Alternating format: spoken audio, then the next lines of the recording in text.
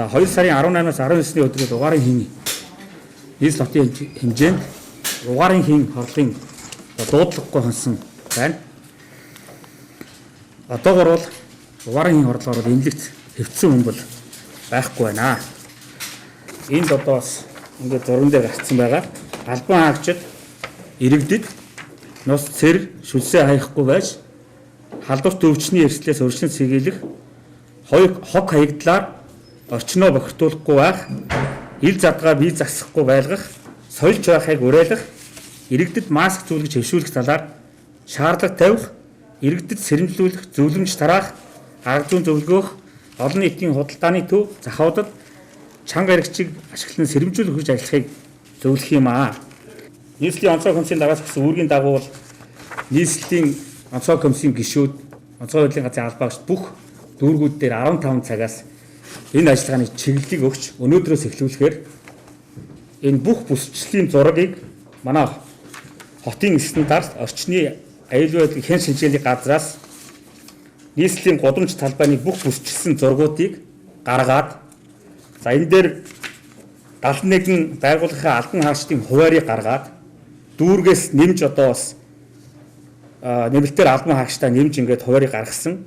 Энэ ажиллагаа бол одоо ингээд өнөөдрөөс ингээд чигдрээд 4 сарын 1 хүртэл өндөржүүлсэн бэлэн байдлыг дуустал ингэж ажилланаа. Нийслэлийн эрүүл мэндийн газраас за томатос өвчний цэвлийн мэдээгээр нийт амбулаторийн 73,947 үзлэг хийгдснээс 3,519 бол томатос өвчин эзэлж байна. Өөрөөр хэлбэл нийт үзэлгийн 4.8 амьсгалын замын өвчлөлттэй байна гэсэн үг. Энэ нь бол өнгөрсөн 7 хоногийн мөн үеэс 1.2% буурсан үзүүлэлт байна. За хэвтүүлгийн эмчлэх тусламж үйлчилгээнд дээр 1565 хүн хэвтэн эмчилж байна. Үүнээс орны ашиглалт 63.3%-тэй 1395 хүүхдийн орон дээр өнөөдрийн байдлаар 465 хүүхэд хэвтэн эмчилүүлж байна. Өөрөөр хэлбэл 76.8 нь бол амьсгалын замын өвчтөй хүүхд эмчлэгдэж байна. Томатос өвчний өвчлөл буурч байна гэсэн юм үндсэн үзүүлэлт гарч байна. За коронавирус халдвар буюу өөрөөр хэлбэл COVID-19 халдварын нөхцөл байдлын сүүлийн үеийн мэдээг одоо хэлэхэд дэлхийн нийтэд бол өвчсөн хүний тоо 74,236, нас орсон хүний тоо 2,004 байна. За бүгд найрамд Хятад ард улс бусад дэлхийн 26 орнд бол өвчний тохиолдол бүртгэгдсэн. С жигтэй тохиолдол 6,242. За бүрэн эдгэрсэн бол 14,215 хүн эмнэлгээс гарсан байна. За Монгол улсад коронавирус буюу COVID-19 халдвар бүртгэгдээгүй.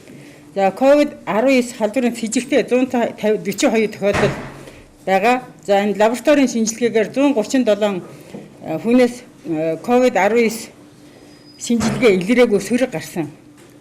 За одоо халдварт өвчин судлалын үндэсний төв дээр 3 хүн тусгаарлагдсан байна. За ажиглалтанд 124 хүн байгаа. За үүнээс гашуун цухатад 15, замын үдэд 104, дорнотод 5 хүн байна. За та бүхэн бүгдээрээ мэдж байгаа нийслэлийн автоврын шалган нэвтрүүлэх 8 пост байдаг. Энэ 8 постоор 2020 оны 2 сарын 20-ны өдрийн 9 цагийн байдлаар 12,015 тээврийн хэрэгсэл нэвтэрсэн. Энд 34,369 одоо зорчигч Улаанбаатар руу нэвтрэн орж ирсэн байна. За энэ дээрх тохиолдолд бол с жигтэй тохиолдол илрээгүй.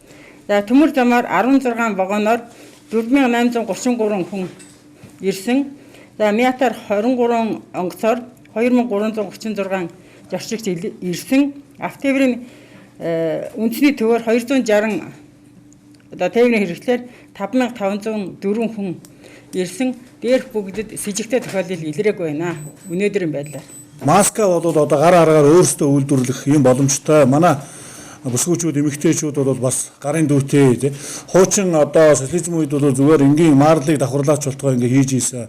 Мэргэжлийн байгууллагын зүгээс бол маскыг гар аргаар үйлдвэрлэж болно гэж байгаа. Тийм учраас маскыг гар аргаар үйлдвэрлэх, өөрсдийнхөө өрхийн болон ойрын хэрэглээг хангах ийм боломжтойг бол одоо бас хотын даргын зүгээс уриалж байгаа. За мөн дөрөвчлөө өчигдөр бол налах төрөгт очиж онцгой үед ерөнхий газрын харьяа улсын авран хамгаалах ангид бол энэ тусгай хувцас ойдог онцгой байдлын ажилтны хувцас ойдог шинэ үйлдвэр бол эхний ээлжид маск ойх хэлбэрээр одоо ажиллаулаач гэдэг юм чиглэлээ өгсөн. За тэд ч гэсэн энэ чиглэлээр бас ажиллаулъя гэсэн байж байгаа.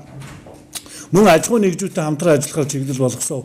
Тун удахгүй одоо аж ахуйн нэгжүүдтэй хотын даргын зүгээс уулзаж за энэ юу аялын чиглэлээр үйл ажиллагаа явуулдаг аж ахуйн нэгжүүд бол энэ чиглэлээр маск ойх чиглэлээр бас ажиллаад энэ дээрээ бас хотоос хамтран ажиллаад дэмжлэг авах юм боломжтой гэдгийг бол илэрхийлсэн байж байгаа.